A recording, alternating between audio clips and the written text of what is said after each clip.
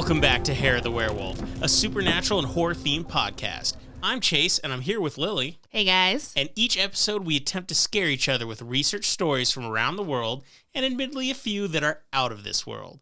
So take a seat, grab a drink, and join us. What's on the menu tonight? The menu is straight up ice water. Same here. We are agua fresca tonight. Mm-hmm. We have an early morning with family. Very. Yeah. And we've done that before where, we're like, well, we'll just have a few drinks anyway. And then we need to edit, and then we do all these things, and we stay up even later. And, oh my gosh, the next day always sucks so bad. But we're actually being responsible human beings this time. So please ignore any booms, explosions, and other loud noises that you might hear in the background. We're recording this on the weekend before the 4th of July. So that means, fireworks every freaking night going up to it. I like fireworks. I'm not complaining or anything like that, but it does make recording a little bit harder. In other news, almost 2 weeks ago, we planted some pumpkins in our backyard. Yay! So right around when we planted them, like the day before we planted them, the monsoon season decided to kick into full gear here. So we actually got some of our high desert rains. And in addition to putting out a bunch of potential fires, which we really desperately needed, when it starts raining here, all our plants go crazy. And it was only a couple days after we planted them that we already started seeing sprouts. Which is crazy because they say it can take a while. Yeah. I was not prepared. They were right away. And we planted a bunch of seeds because I was like, oh, we might only get 10% of these to come. I think like 80% of them have sprouted. Which is super close together. Well, which is what they tell you to do, especially like in the desert, I guess. They're like, just plant more seeds than you think because they're not going to always take here. And then with my luck, they all did. So I don't want them to die. We're going to have to separate them. I don't know. We're going to have to do something. But we planted two kinds of pumpkins. We did the sweet kind that you make pies with in like one half. And then the other half are the jack-o'-lantern pumpkins. Yes. Because, seriously. And I have to say, if we're lucky, come fall, we'll actually have some of our first own homegrown pumpkins so we can set up jack-o'-lanterns and potentially piss off all the Halloween haters in the neighborhood because there's some. There's now more than there ever were, and I'm fighting the fight against Halloween haters. Keep it going. I'm keeping it alive. All right, so tell me about your story today. Okay, so for this week's episode, I decided to spread my wings and get away from the United States and the 1800s as well. And I landed in Lima, Peru. Still Americas, but it's South America, so it's different. And it is considered to be one of the most haunted buildings in Peru. So this is definitely out of my realm because, I know Peru, the country, but I'm not very versed in Peru. I'm not very versed in Peruvian culture, meaning I don't know much about what they're scared of, what kinds of things they consider haunting. I don't know if it's closer to culture A, B, or C. So This is a whole new world for me. South America in general, and again, I'm going to totally be like generalizing here because obviously there's like a million countries, but it is going to be superstitious, very religious or whatever, in comparison to like maybe some European countries that we've covered in the past. But yeah, so with this story, it's called La Casa Matusita, and it is like a 2-story, really big building in the corner, in the center of, I don't know if it's in the center of Lima, but it's basically well within the city. And I don't know if but Lima is the capital of Peru. So I figured Lima was an important city because I've actually heard of it. And with how little I know about Peru, I'm like, well, if I heard of the city, it means it's either a huge city or it's like the capital or something important. Usually when you hear, if you know one city, you can at least assume it's probably the capital because otherwise, why would you know it? Well, yeah, but like with Brazil, usually people can list at least 2 cities. That's true. It's a house or is it a state building or a restaurant? It started out as a house. Okay. A very large house. But I'm just going to go into the legend. All right. Which is going to explain everything. Bring it on. In 1753, a woman named Parvena der Vaspa immigrated to Lima from Europe. Can I just ask, because I saw you on that word, this is something I don't actually know, because I know in Brazil they speak Portuguese, but in a lot of other countries they speak Spanish. I assumed Peru was also Spanish, but it is Spanish, but she migrated from Europe, so she's not Peruvian or from South America. Oh, okay. Which is why I'm having a hard time with the name. Oh, I just want to know because I just needed to imagine in my mind. I'm like, all let me stuff. tell you one thing. This is not English or Spanish, so I'm just not going to know anything. Gotcha. Yeah. She had no family or friends that lived in Lima or any other connections. The only thing that was really known about her was that she was a healer of the sick. Around the same time, the Spanish Inquisition was well established and still held authority in Lima. When they found out that Der Vaspa might be a witch, they immediately arrested her. Oh, of course. Of course. At first, Der Vaspa denied these allegations, but authorities were not convinced. They tortured her for days until she confessed, and she had to confess like specific things that like all these rumors started around her. I guess like when you don't share your feelings or like your history, people make stuff up, and that was the case in her case. And so they were like, you have to confess what people believe, which is you've made a pact with the devil and that you've been casting spells to make people sick so that you can later heal them and rob people of money. Oh, so it was a big ol' like, I don't know, like it was a scam in their mind. But like a devil scam, like magical scam. But we can assume at this point the Spanish Inquisition probably did absolutely nothing useful because they did a good job getting rid of people they claimed were witches, but I'm pretty sure none of them were witches. I mean, I'm just saying probably not. But yeah, in this case, they certainly thought so. And obviously they were torturing her, so she was going to confess to something. I think at this point she knew she was probably going to die anyway. So if she confessed, then the torture might stop and they can proceed to just murder her. And that's exactly what happened. She was sentenced to death and would be burned at the stake. The village gathered and watched as Der Vaspa was tied up and set on fire. I figure nothing else was on TV that night. No, it was kind of a slow night. The flames quickly engulfed her body, and as she was burning, she yelled her final words and cursed everyone who'd set foot in her house. Okay, well, that's a pretty cool thing to do, because if everyone's claiming you're a witch at the end, best thing you can do is you're like, you guys are actually killing me. Yeah. So what's the best way for me to ruin your lives? To I'm scare gonna make you more. All scared. Exactly. Good on her, because those people were horrible for killing her. Yeah, that's a pretty badass thing. I think if I was strong enough, I would try to do something similar. But I'd probably just start crying.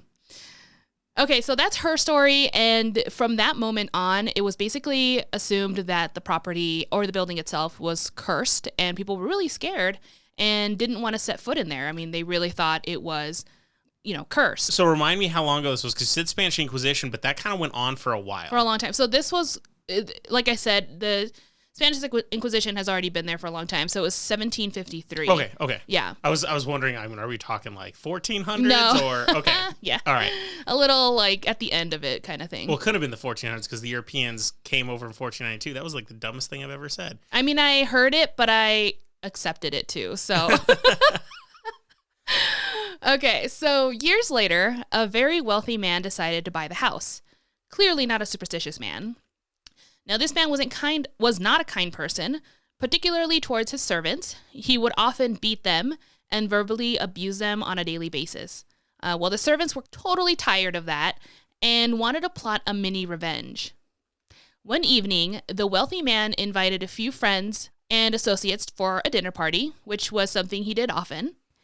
The servants took the opportunity and decided to spike everyone's drink with a hallucinogenic drug.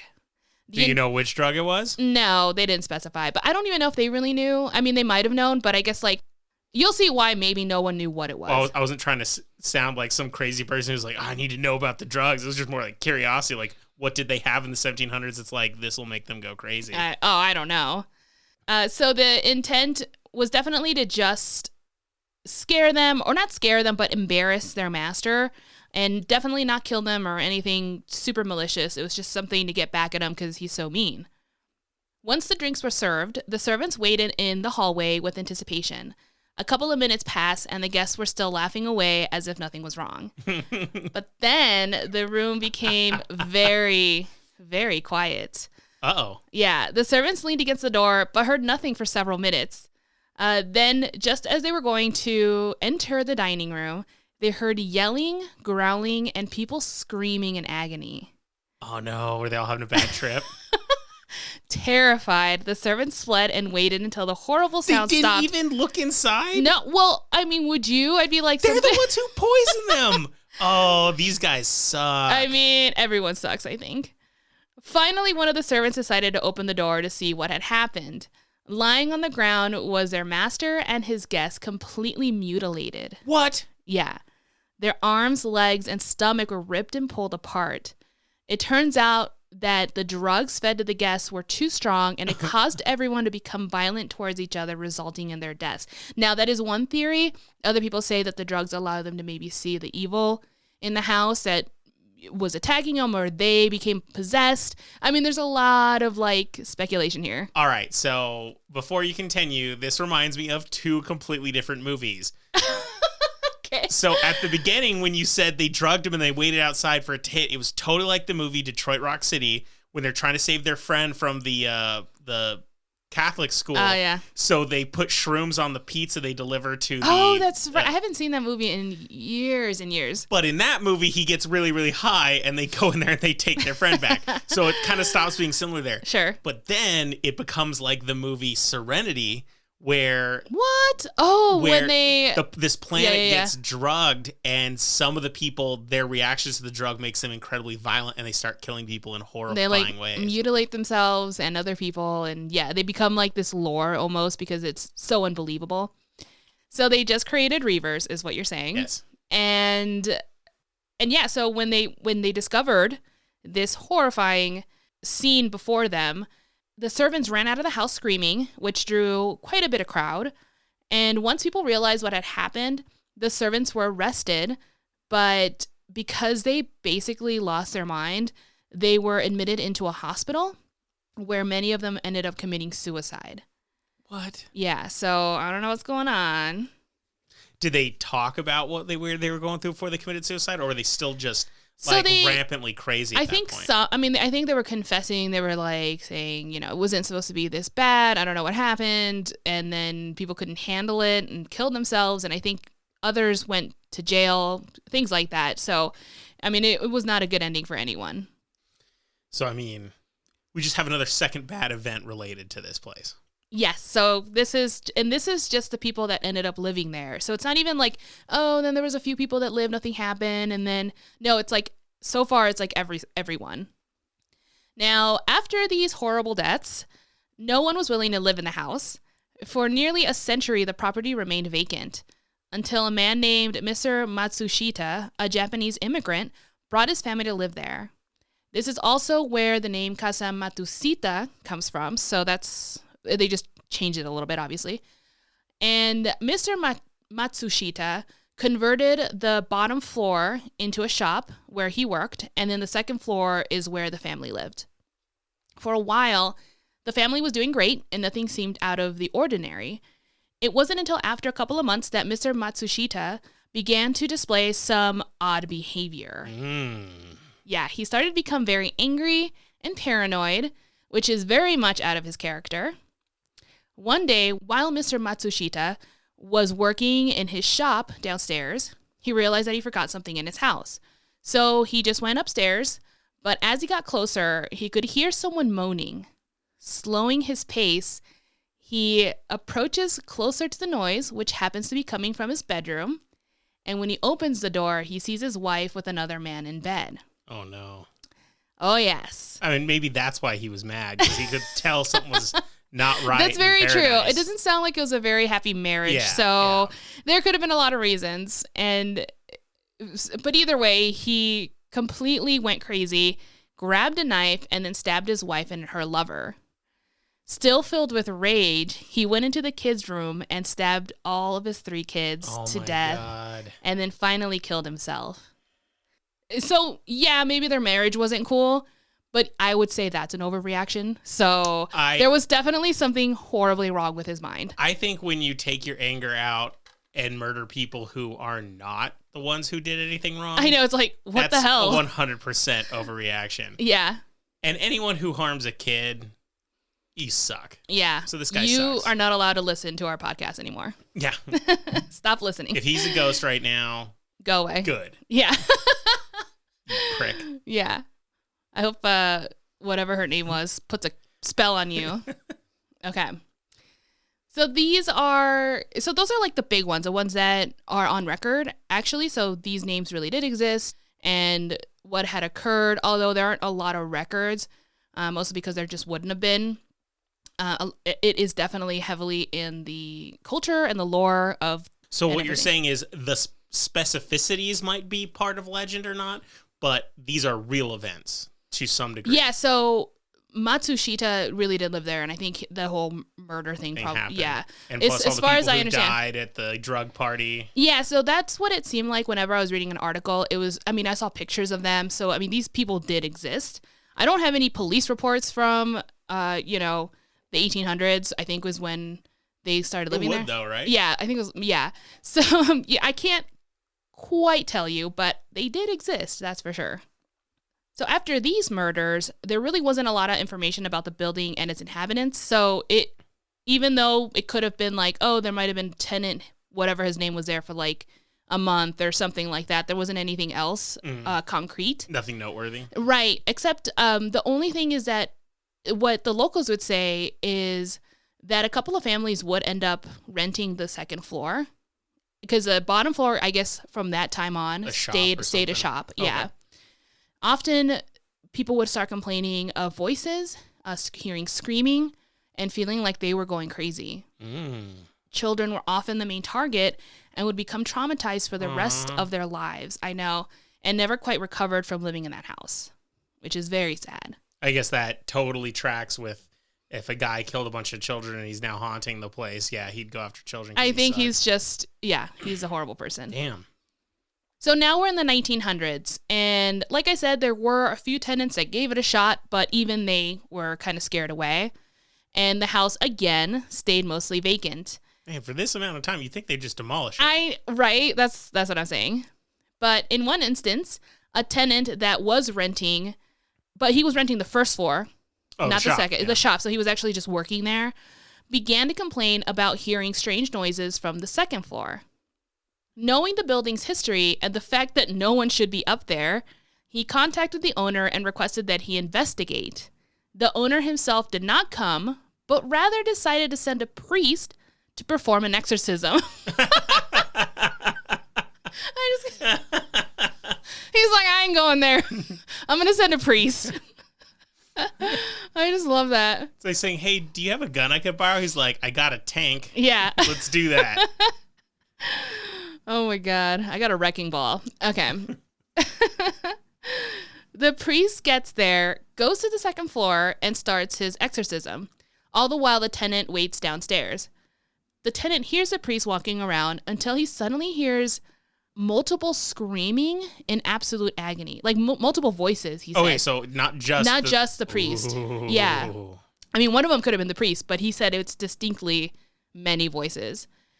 And the tortured screaming continued for a little while, but then abruptly stopped. Wondering what was going on, the tenant goes upstairs and finds the priest dead on the floor in the living room. The cause was determined to be a heart attack. Well, let's be fair. We're still in the 17 or 1800s now? 1900s. 19. Oh, okay. Yeah, so this is... I was going to say, then knowing it was a heart attack, I'm willing to believe that a lot more. Because, I mean, in the 1700s, I was like, they don't really know. They don't know that. I couldn't get an exact date, but it's like, I know, 1900s, quite vague. But at least he died from ghosts in his blood. Yeah. Okay. So 1900s, all right. I'm with it. So, which, by the way, I don't know, like... I feel like it has to be a pretty strong spirit to take down a priest. I mean, absolutely. Do you know what I mean? I know, like, everyone else, maybe they have their demons or whatever, but, like, he's like a holy man. I don't know. Well, it feels very violent. And you could be pessimistic and just say, oh, well, maybe he wasn't a very good priest. But That's true. But I would assume the kind of priest who performs exorcisms is more than likely very well versed and very devoted. Like, if anyone would know what to do in this situation. Yeah, you don't become an exorcism priest if you don't care or believe. Right. I would say that's a very specialty thing. Yeah. Unless the landlord or the landlord's like, look, I got a priest uniform. Can you just like deal with this tenant? And it's not even a priest. You just have to run in there and throw some water and say some words. I know I wouldn't even gone up there. I'm like, yeah, I'm upstairs, but I'm at like the bottom floor in the closet next door. I totally did the exorcism. I'm totally done. I have no idea what you're talking about. Okay. Well, Casa Matusita stayed vacant again for a long time because no one was willing to even step foot inside the building. That is until the late 1960s, an Argentinian TV personality, his name was Humberto Vilches Vera, decided to go and do an investigation where he would spend 7 days on the second floor. Spoiler, he did not make it. Okay, when you say did not make it, you mean he did not survive or he couldn't last 7 days? He could not last 7 days. Because this has not been a good track record for surviving. Right. I think I need to specify. You're correct. According to witnesses, he only stayed there for 4 hours. When you said 4, I was just waiting for days. I'm like, oh, impressive. And then you saw hours. I'm like, damn. Yeah, it was, like I said, it was definitely not even close. That was amazing. So he stayed there for 4 hours before neighbors heard screaming coming from the building. Police were called to the scene and they found Vera screaming and speaking in tongues. Oh, no. Yeah. Whatever it was that he saw or experienced was so traumatizing that he ended up being admitted into a psychiatric hospital. And he stayed there for almost 2 years. Holy cow. Yeah. Later, shortly before Vera's death, he published an autobiography that briefly mentioned the incident at Casa Matusita. He claimed that he never actually entered the home and that it was all a ruse to get people to watch his show. But it was just a slight bit of information, super vague in his autobiography, and Vera always refused to talk about what happened when asked further questions. For example, there really is a police report and witnesses that corroborated that Vera was found in the house, terrified. So do you think that maybe that was kind of like his way of mentally coping with it by possibly like just cutting it out, like pushing it away? Yeah, and plus he never explained why he took a hiatus immediately after the incident. So that is also true. Although the hospital records were never released, people still adamantly claim that he did spend time at a psychiatric hospital. So he's not at the very least explaining anything to us, and it could be very personal. Maybe it had absolutely nothing to do with this, but it is pretty fishy. It just sounds like he's avoiding the question, and he always had until he died. And I think that's actually kind of a big thing. Yeah. Because sometimes as people get older, they're more willing to talk about stuff. I know that from personal experience with people in my family who are older and everything like that. They slowly were able to talk about things they didn't want to. Mm-hmm. But I can just say, let's just say, not saying that the ghosts exist or whatnot. We're just saying these experiences that were had by actual people, the deaths and everything like that. Whenever we keep hearing these stories, like, it's supposed to be one of the most haunted, and usually I hear it, I'm like, okay, this so far sounds like the kind of thing where I'm willing to believe this is the most haunted type material. And, people are really scared. I mean, this is terrifying me. Yeah. Now, I always have to have, like, a counter theory, I feel sometimes. And one of them is that although some of the murders are really true, or, like, the, incidents that may have occurred, there's a conspiracy theory that the actual hauntings were fabricated by the U.S. Embassy that was located across the street. This was because they wanted to ensure that no one would go into the second floor of Casa Matusita and spy on the embassy. Oh. Because one of the few second-story buildings at the time, I guess, that was close by. See, what they're doing right here, though, is they're playing with two dangerous things. They're saying scary stuff, and they're saying, but if it's not scary, government conspiracy. Right. And I gotta say, that's like tickling the same bone, just from different sides. So I don't know how to feel about that. I don't either. Yeah. But I like it. All right. Okay, so that's the one conspiracy theory. That's like the only explanation that was counter, aside from being like, none of it is real. I'm going to give that conspiracy theory credit for actually being like, okay, I'll think about it. I'll give it a shot. Okay, so today, or rather, most recently, in 2016, the building was remodeled because it was falling apart, and many people believed that this caused the hauntings to stop, but others remained skeptical. So, which is kind of weird because usually in some of the past stories that I've had, renovating a place actually like conjured up more. The spirits got really angry and there was more activity. But in this case, it kind of had the opposite effect. Yeah, I'd say the only time we see it getting rid of things is usually when the building is gone. Right. And then if you have something after you have a new building there, we're talking a really malevolent force. Really bad. Yeah, exactly. But either way, the second floor is strictly prohibited to the public to this day. And the first floor is now a bank, or at least that's what I saw on Google Maps. Man, this sounds like a really big building if they can do a bank in the bottom It's a floor. very big building, yes. Now, occasionally, locals will still say that they hear screaming coming from the building at odd hours of the night. Jeez. And even claim to see shadows standing in front of the windows from the second floor. So there is still definitely what it sounds like, some activity. Movie plot idea already. You've got two tellers that are all flirty with each other, and they just decide to take a quick break, and they're going to sneak into the upstairs that no one's allowed to because it's the only way they can get, like, freaky. Right. And then they go up there, and while they're in the middle of the freaky, because you got to make sure you have the sexiness in your horror film at the beginning. Sure, you always Something do. crazy happens, and then one of them dies, and the other one goes running screaming, and then you see the logo for the movie. Yeah. And it just starts right there. This is what's happening. All right. Yeah, we need to do this. Let's go to Peru. So there is a movie.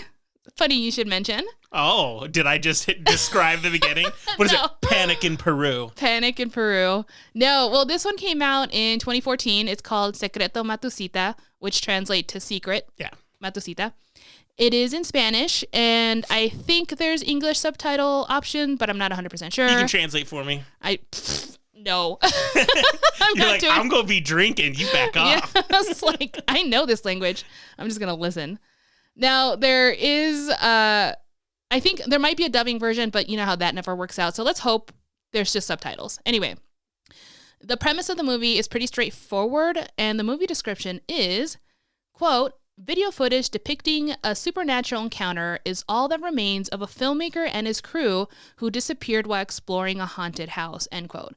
So it's definitely a found footage filming style. And I found I'm actually quite fond of those, so Yeah, I'm good with it. They don't bother me, so I really doubt. I actually do want to watch this one. Let's do it. It looked just fun, found footage. Can't go wrong, I guess. I don't know. Is it available to anything streaming, or do we have to find Actually, a DVD in the library? I did see it on YouTube, but that did not have the English subtitles. Like when I put on the subtitles, it was just Spanish. Yeah. And so I don't know if we can just buy it a different way. Maybe, maybe. Now there is another movie that is either coming out or out. It's called The Mystery of Casa Matusita. That one is supposed to be in English, but I think it's still in production because I could not find a release date for the life of me. And I'm just assuming it's because it hasn't been made yet, technically, or finished. We'll see. Or maybe it was so bad no one wants to talk about it. So why do I have a feeling that if we see a trailer for it, they're going to do exactly what they did for the La Llorona movie, where they actually brought in a narrator to say the title of the movie? Because usually in trailers now, you just see the title yourself and you're just like, oh yeah, I know what that is.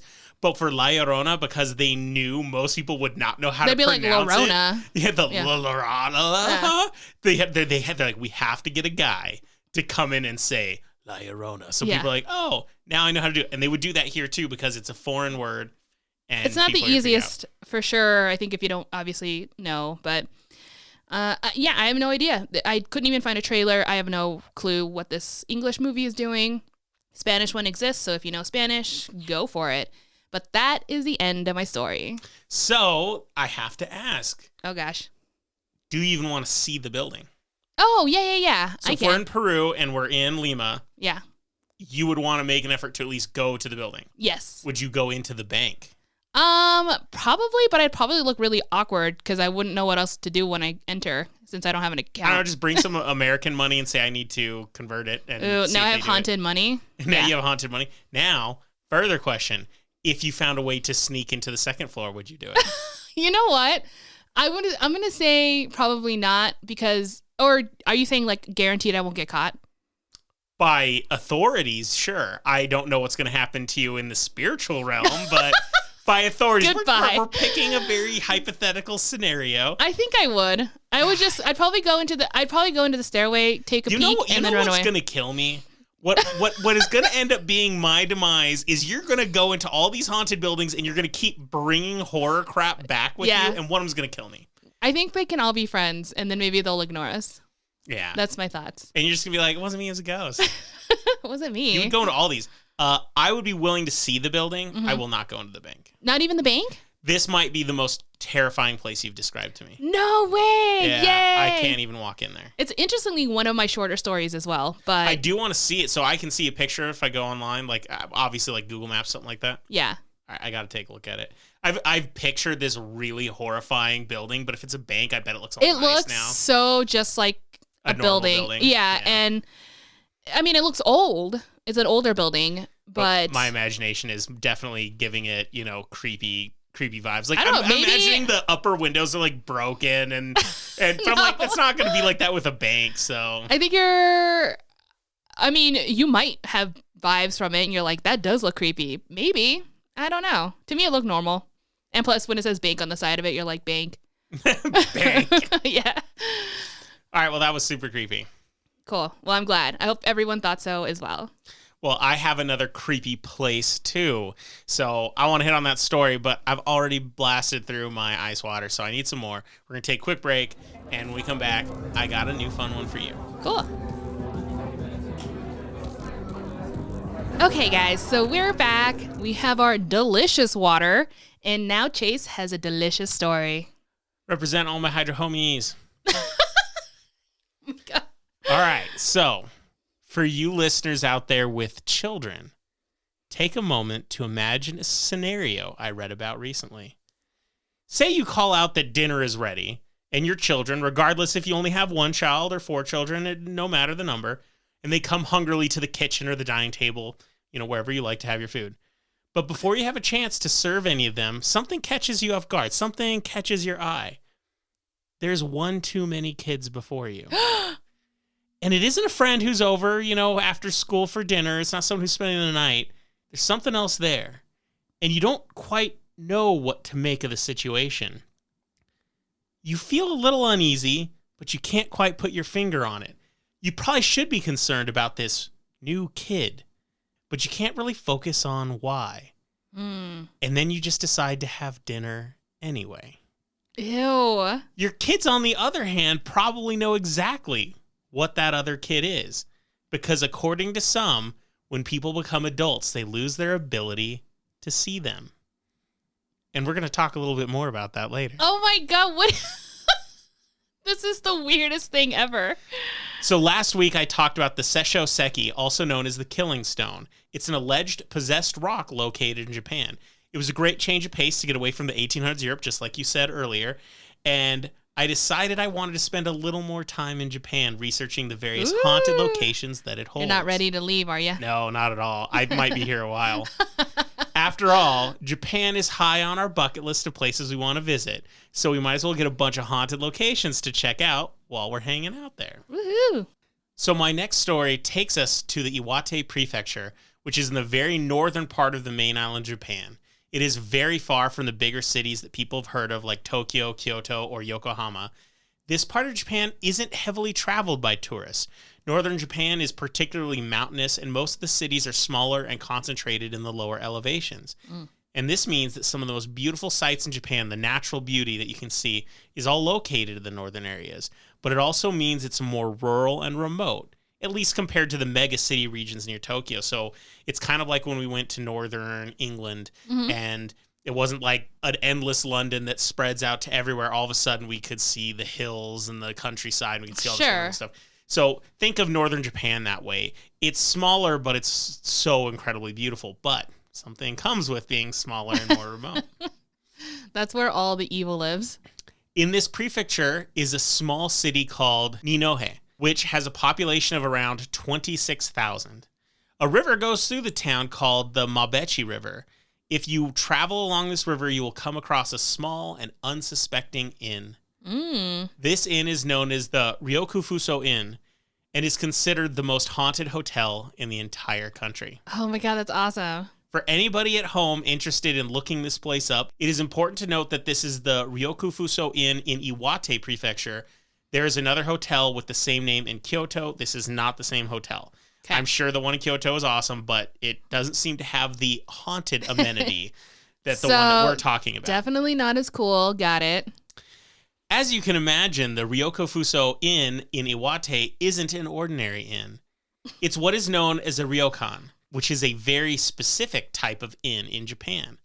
Typically, ryokens are very traditional in their layout, with the iconic Japanese walls and sliding doors and the flooring made of mats. Much like historic Western hotels in the United States, ryokan present an allegedly authentic experience. It all comes with things like the Japanese-style communal baths and shared common areas. Guests are usually seen wearing Japanese-style robes called yukata. These types of inns have been around for over 1,000 years. They've been doing this since, I think, like the 800s. Jesus. To say it feels nothing like a hotel is a bit of an understatement. They feel like a rather large home that you just happen to be able to be in and stay in. Nothing about its presentation or design or anything is like what you'd expect from Western hotels. It's actually really amazing. So I was watching some videos about this, and when you see the people in there, you're like, this is a hotel? Because they would just walk through, and it's kind of like this hallway where everyone's like little room is, but it's like a normal hallway that kind of bends, and then you just see like the kitchen's right there, and then people just sit down on a couch over here. It just doesn't feel like a hotel. And I think that is kind of what gives it this warm, welcoming feeling. Okay. It feels pretty amazing. I definitely think we need to stay at one of these. And the only ones that are considered authentic tend to be in the smaller towns. Sure. There's this tourist obsession with trying to recreate these, and they have newer ones that are built in Tokyo that try to emulate that experience. But people say if you want the real feeling that comes with these, you kind of got to go to the old ones that exist outside. So cool. we should keep that in mind. Maybe even this one.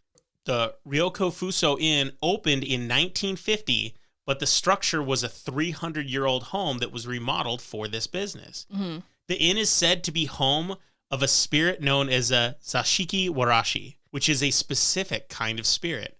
Zashiki Warashi translates to guest room boy or parlor boy. These spirits are commonly talked about in the Iwate Prefecture. It definitely feels like it's some sort of regional ghost because they might exist in other areas, but this is a big thing to happen in the area. It's kind of like when we were learning about changelings and how that's like just an Ireland thing, even though a lot of these people have some similar cultural experiences, but you're like, they're only here. So it seems like Iwate is where these are kind of a prominent thing. But this spirit isn't like any of the other ones that we've talked about on this show. There are a lot of different types of ghosts and spirits in Japanese folklore, but in this particular instance, this is a type of spirit that is not feared. It is actually seen as a good thing. Oh, cool. It is said that witnessing one of these spirits can actually bring about good luck. So today... I feel like I would still be scared. Exactly. So today we're going to talk about something a little bit weird where it is not an evil or a malicious thing, possibly a good thing, but it's still a ghost. Yeah. And like you said, I think I would be terrified too. I mean, I was kind of thinking the idea of seeing a ghost has the potential to completely change your worldview and who you are as a person. Right. Like, it's going to change how you see everything. And is it worth it if it's supposed to bring good luck or not? Some people who already believe this isn't a weird thing to them, they're like, oh, absolutely. But I'm still on the fence where I'm willing to believe this stuff exists, but I kind of need to see it, and I haven't seen it. And if someone said, well, you can see it and you might get good luck, I'm like, Well, I guess this would be best case scenario versus the story I just told. Yeah. To be honest, when I was reading about this, I couldn't find like a rigid and specific level of good luck we're talking about here. Oh, okay. So maybe it just varies? No, I was trying to find out, does it mean if you see this ghost, you'll find like a couple dollars on the ground on your way home? Or does it mean like if you're dying of an illness, you're cured? Couldn't really get that. The thing that seems to happen most or is talked about the most is good fortune. So I'm assuming people just start being a little more financially prosperous when they see the ghost. Okay, so like an overall upgrade in life. Apparently. I couldn't find anything very specifically. One particular account of the Zashiki Warashi claims that when a family lives around one of these spirits for an extended time, they become wealthy. Oh, okay. I don't know if that means they're wealthy and they have to keep living around the spirit, or if they get wealthy and they want to buy a big old mansion and they move there, then they lose all their wealth because they're not around the spirit anymore. I could not find that. It's like the family has to be around the spirit. It gets more complicated, so trust me, we're going to get into it. Yeah, let's figure it out. So, as I said, the Zashiki Warashi are a very complicated cryptid, and there's a startling amount of variety in how people have interpreted them and how they talk about them. They kind of relate to other demons and spirits that you hear about, like Kappa and whatnot. There's some overlap with things, so it gets kind of complicated, and I don't want to do a deep dive into all these Japanese folklore. I want to kind of limit it specifically to this hotel, but I'll give a little bit of information that I can. Well, it's kind of like how I was talking about leprechauns, and there's different types of leprechauns, and then even from leprechauns, there's like a variation of these creatures that have different names. So I totally get it. It's really hard to focus, especially when it can get like convoluted. So much information. Yeah. So I'm going to try to narrow this down to mostly what's related to this inn and things very similar to it. So I'm going to talk about the more prominent descriptors and how most people seem to interpret them. Zashiki Warashi are usually boys, but girl versions do exist in the folklore. They're just not common. They are strictly children, and the age ranges can be from 3 to 15. And even their look is supposed to be kind of specific. They always have a bob haircut, which is very common for children. Sure. And have been common for children in Japan for a long time. So that makes sense. If it's a kid, it's going to have a kid haircut. My best friend in elementary school, Yukiko, she was Japanese. But anyway, she had the haircut. It was pretty cool. Yeah, it's just... I had no idea it was a thing until people told me. And I was like, oh, my best friend did have that style haircut. I don't know. I guess I didn't realize it until it was mentioned. Then I was like, I totally know what you're talking about. Absolutely. Yeah. Even though they have the haircut, it is said that their hair will often hang down in front of their faces, meaning it's a little disheveled in the front. Males are said to wear black clothes, and girls sometimes wear a couple of different types of dresses, like historical kimonos or things that are like pre-kimono type dresses. Oh, wow. One note on Wikipedia, which I can't follow up on because the source is completely in Japanese, suggests that if you see the Zashiki Warashi and its face is white, that is a good sign of things to come. However, if the spirit's face is red and possibly even wearing red clothes, that it's a sign that the spirit is going to leave. And then that means misfortune's going to follow. Oh, okay. These spirits are said to dwell primarily in guest rooms, parlors, and storage rooms. Ooh, that's kind of creepy. Although there are some instances with multiple spirits occupying the same residence, it is far more common for there to be only one. And it is suggested that they are the result of a child dying in the home, or even that the child may have been buried there. Oh my God, what? Yeah. But, like I said, in this instance, it's not necessarily this horrible, traumatic instance that the child died, but that a child just passed away and his spirit's still there. Okay, so the fact that you've been saying, spirit, a lot of times they say it was like a creature that once lived or something, or, a human usually is what is referenced. But I guess I was under the assumption that this was kind of more of a cryptid, but it's not. It sounds like these were humans at one point. Well, the predominant theory is that it is a ghost from someone that previously existed, but that's not always the case. Like I said, this stuff gets complicated. I'm talking about it very specifically in how it's related to this hotel and how people see it, because some of the stories I read, people said that they look even like an animal and that they're always red and that it's not always good luck. It seems to be a much more complicated thing, but in the lore that people seem to talk about specifically to this hotel, this is how it is being interpreted. I see. Okay. Sticking to that.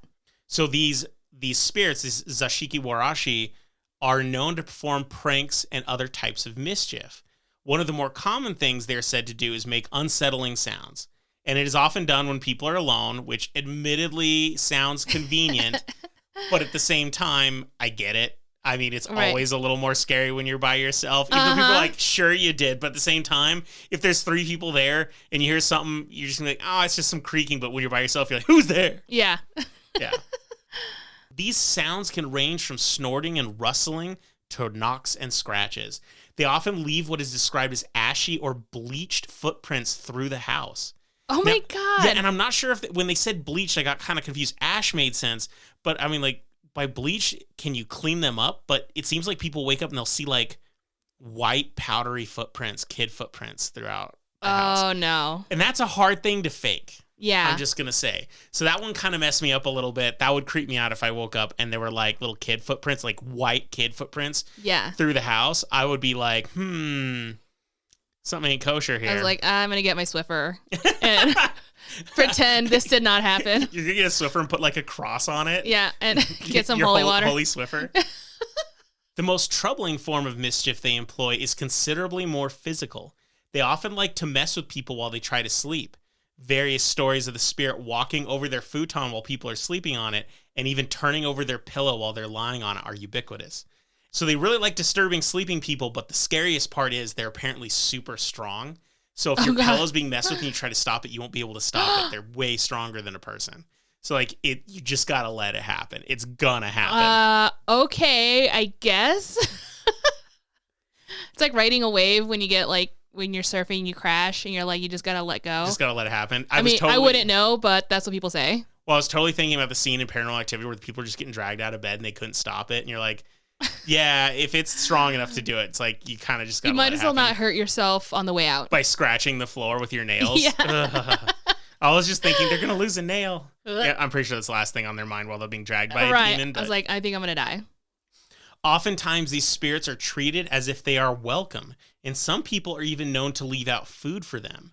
In many ways, they can function like a house spirit or house god, which is something that exists in many cultures. And I've even talked about it slightly, of variations of this in other cultures on here before, when I was talking about some like tiki stuff several episodes ago. Sure. A lot of different cultures have like house spirits, house gods, house deities. Sometimes some people interpret these Zashiki Warashi as being kind of like a house spirit that is something that's supposed to be appreciated and revered and respected, as opposed to it being a negative thing. So a lot of times, I mean, I don't know, I'm totally not trying to make things up, but is it like kind of like in this specific one, do they ever talk about like, is it like an ancestral thing? So like maybe it was a family member that now is a spirit that lives there? And Actually, no, absolutely. And that's a good point. We're going to get to it because we're going to talk about the specific story that's happening here. Oh, I'm just talking a little bit more about these spirits real quick. Okay, to understand. I got it. So even though I've been mentioning that in this case, a lot of people are saying this is a good thing, I still feel very uneasy about the idea of a ghost or spirit in the house. Oh, yeah. And it does seem like in several of these instances, it can be a bad thing. So let's talk about that for a minute, how bad it can be to at least justify my uneasy stomach feeling. There are plenty of stories about how bad things would happen when the Zashiki Warashi were disrespected and then they left. A well-known tale of one such event that everyone seems to be able to quote because it's by like a famous writer suggests that an entire family died of food poisoning as a result of their Zashiki Warashi leaving. Oh, no. He was mad, left, and then they all died of food poisoning. The whole family. Jeez. So, like, I guess this is hard to really decipher. You wouldn't know if he poisoned them or him leaving caused a misfortunate event. Absolutely. And, like, just, it would not have happened. Exactly. I don't know. It's really hard to, like, wrap your head around it, but okay. Despite all these dangers and discrepancies behind the Zashiki Warashi, people still really want them in their homes. And some even believe that if you bury a golden ball under the floors of new home constructions, it can help entice them into your home. Oh my God. It's like a trap. So I do think it's a little bit weird where people are like, okay, we're building a new home. What can we do to bring spirits into the home? I'm like, is mine. I don't want anyone in here that ain't me. Right. It's like the opposite of saging your new house. It's like unsaging, desaging. You're desaging. You just want something there. But it's something that a lot of people do. Now, the Zashiki Warashi in Ryokufuso is considered special. It is pretty uniformly agreed to be a very good spirit. And according to the legend, the spirit is that of Kamemaro, a young boy who was the eldest son of one Fujiwara who lived in the 14th century. The boy lived in a room known as the Enju no Ma, and at the young age of 6, he fell ill and unfortunately passed away. Oh. It is believed that he swore to protect his family for all of eternity. And ever since the property opened as an inn, guests claim to see him and experience his presence. So, like you said, it's a family thing. He was supposed to be there. So it is kind of like this family ancestral spirit. He's like, I'm going to stay here and I'm going to protect. And it's like the home. So even though the family's not there, it seems like the people who are there are maybe getting that kind of protection. Well, that's nice. It is nice. He is seen as a young boy in a kimono and would often lie on people's stomachs when they were in bed. Oh, no. Right? All of a sudden, like, it's supposed to be cute, but I'm like, yeah. I got a big gut, so I'm like, seriously? He'd probably just keep poking it. Guests often claimed that they were also touched by invisible fingers while they slept and could even hear him make bird sounds or drum sounds at night. People also claim that they are often blessed with luck and good fortune after they see him And his room is now full of toys and other offerings of people giving thanks for their good fortunes. Oh, wow. So that's kind of like, in a way, the proof that things did better in their lives. Yeah. It's like the opposite of the rocks from Hawaii. Right. The inn was so popular, people kept wanting to go to get this good fortune, that one site claimed it regularly had all its rooms booked for up to 3 years in advance. Whoa. Yeah. Dang. Okay, so we're not going to be able to get in. Well, the situation is different now. Oh, no. In 2009, there was a fire. And it caused significant damage to the inn. And multiple sources state the damage differently. Some say that the entire structure was lost. Some say that it was just major damage and some stuff survived. But what we do know is that the Enju no Ma guest room, where the boy was seen most often, his room, was destroyed. Oh, no. However, in the courtyard of the inn, there was a shrine that was built to honor the Zashiki Warashi, like a big old shrine for him. Okay. And that was untouched by the fire and is still there.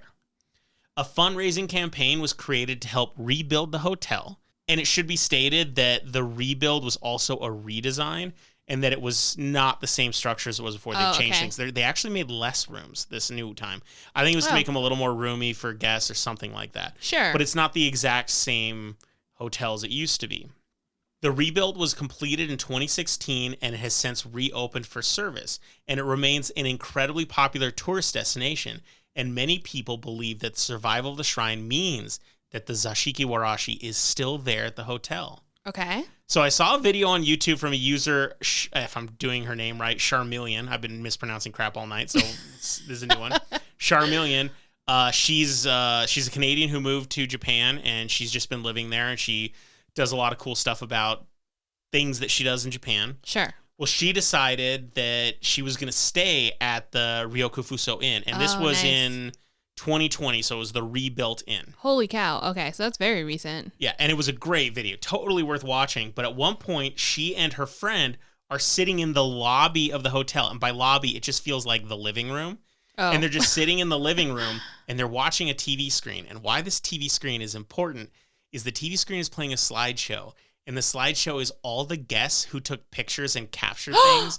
Oh, it's just playing all the pictures that guests have done. So it's straight there in front of everyone, and it's mostly orbs. Now, okay, but it's easy for me, and I usually really, really crap on orbs, but the thing that's interesting is they do point out how often are you taking pictures and you see orbs, particularly, when it's lit and everything like this, and you just see so many pictures from so many people, and it's a little startling because it's not just like one where you're like, oh yeah, there's some dust. I'm like, you can tell from her video footage, this isn't a dusty hotel. This is a nice, clean hotel and everything. And you see a lot of it. Yeah. And there was one photo of the shrine.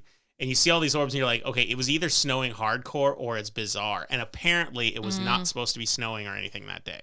Okay, nice. Yeah, so I thought that was pretty interesting because I love that the hotel is all about pushing this idea. Like, this is important to them. I think that's super cool. So you got to see some of the pictures, apparently? Like, did she just film it? And you got to see some of them, and they were pretty cool pictures. Yeah.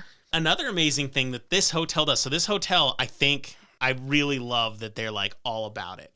So something else that they do is they turn off all the lights in the hotel at 8:30 at night. And according to the video, the girl and her friend in the video, the hotel encourages guests to go walking around to experience stuff after the lights are out. Oh my God, yes. We need to go there. So they decided to do a little ghost hunting.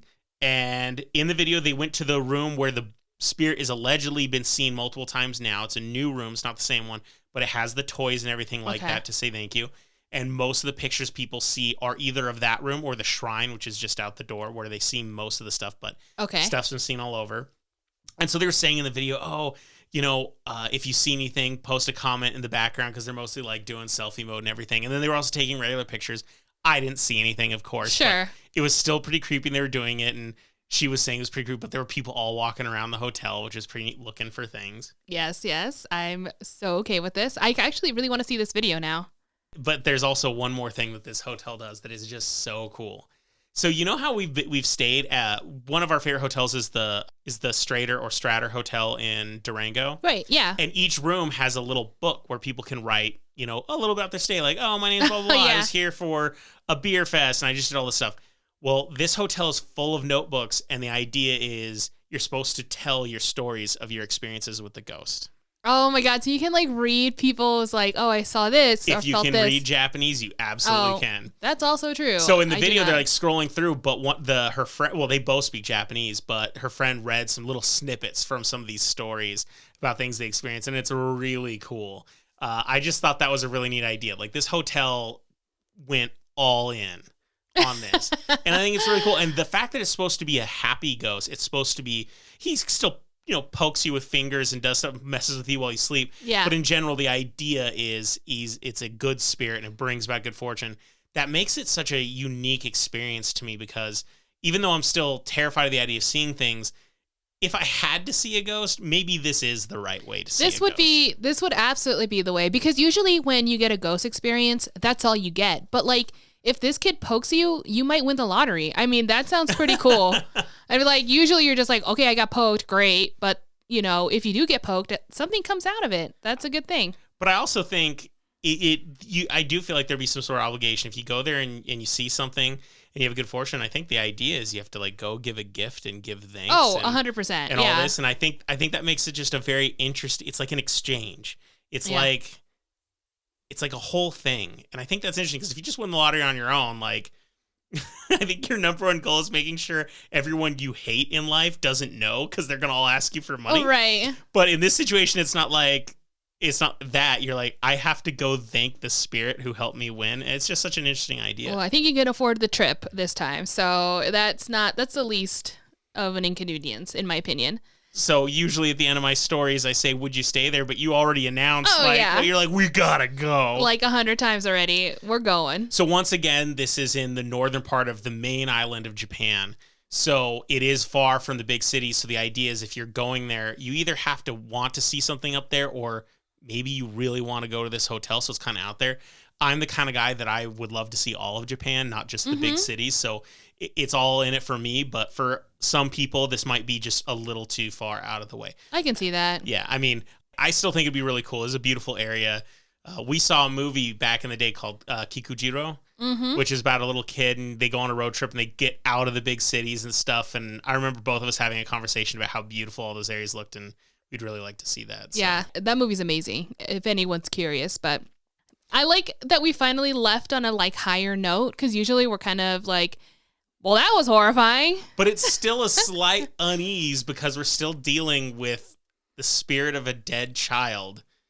I mean, who fair. is hanging out. So it's kind of one of those things that even a good ghost story still feels a little weird, because it's a ghost story. Yeah, a little perhaps sad, a little creepy, because it's still a ghost, but good fortune. That's the I'd say thing. It's kind of like when you hear a news story about like a hero who saved a kid from a kidnapper. You're like, oh yeah, the hero's so good, but in your mind you're still like, but there was still a kidnapper, and that's just icky. Yeah, and so this person exists on this planet. So it's just kind of still there. Yeah. But news story, different stuff. There, it looks like Japan has an amazingly rich and complicated lore that I love. It's so different from what we've been talking about for so many months, that I think this is just giving us a whole broader view of how weird the supernatural world really is. And that makes it infinitely more interesting and infinitely more creepy.